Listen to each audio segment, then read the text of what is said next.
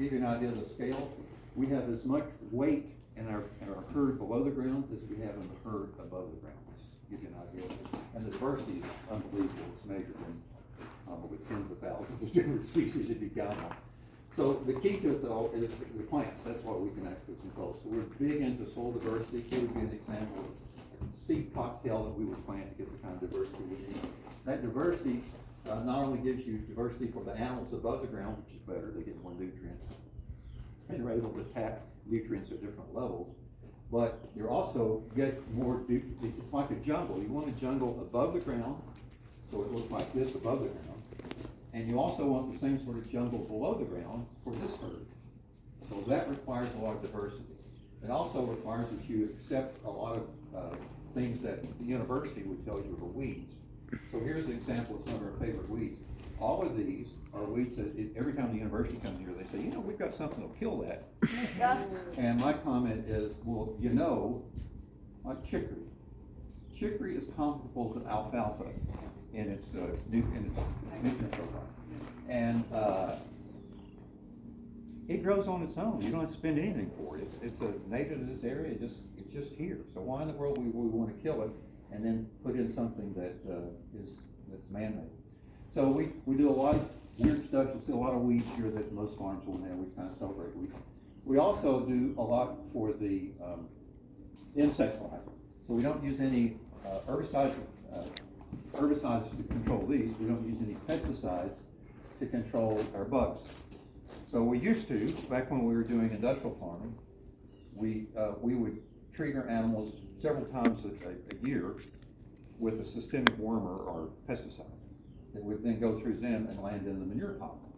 When it goes in the manure pile, it'll kill anything that's in the manure pile. So these dung beetles can't survive that. When we stopped doing that, then we started getting dung beetles. These are all holes that dung beetles have done. This is a manure pile. You scrape off the top. Some of the farmers do use that. And there's one that hasn't scurried away yet. The rest of them have already disappeared. But they take the manure and they either roll it out to their dung or their larvae, or they dig a hole and bury it. Either way, they're going to decimate that manure pile, and probably 2 weeks it'll be gone. And they spread all that manure for us.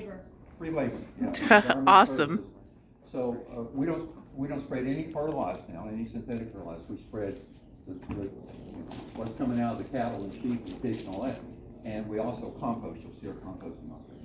So that's an important one. Another indicator of species forage is earthworms. This is actually in a row, so this has been compacted with travel. Each one of these are worm casings, it's worm poop. So these worms have gone down and during the night they come up and poop. And they're drilling holes right through the most compactest holes that we've got. Of course, that opens up infiltration. So on this land here that we bought most recently on this old dairy farm, when we bought it, it could not, the water infiltration rate was about a gallon an hour. I'm sorry, an inch an hour. All right, so there's a way you take a ring, pour an inch of water on it, and then you wait to see how long it's absorbed. And we say about that because it really didn't absorb it all in an hour. Now we're at 11 inches in an hour, and it's the insects that are doing all this. And consequently, water is our most important nutrient. It's always the limiting factor. And we don't want a single drop of water to run off this farm and land on the neighbor's place. We want to keep all of it for ourselves. And our infiltration's up to the point now that all our ponds are going dry. There's no runoff into the ponds anymore. But that's all good. That means it's going into the soil instead. And not getting eroded. No erosion to speak of whatsoever anymore. This is all the bacteria that we're trying to support.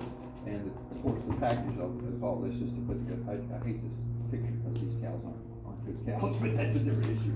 My wife put all this up. So this is what we're managing. We're managing these three different herds, if you will, or crops and herds, in order to produce that. Any questions about that? This is a form of regenerative agriculture. Do you guys know regenerative? Is that a term? So sustainable meant keep what you've got. Regenerative says, that's crazy. What we've got is nowhere near as good as what we used to have. So let's try to regenerate what we once had. And once, this was all a big savanna with bison roaming it and trees, and it's just a really incredible piece of land, and we're trying to regenerate that. In fact, we just won this year, a little bit of shameless upstream here, we won the Governor's Prize for Environmental Stewardship because of the last 5 years of what we've done in Bravo.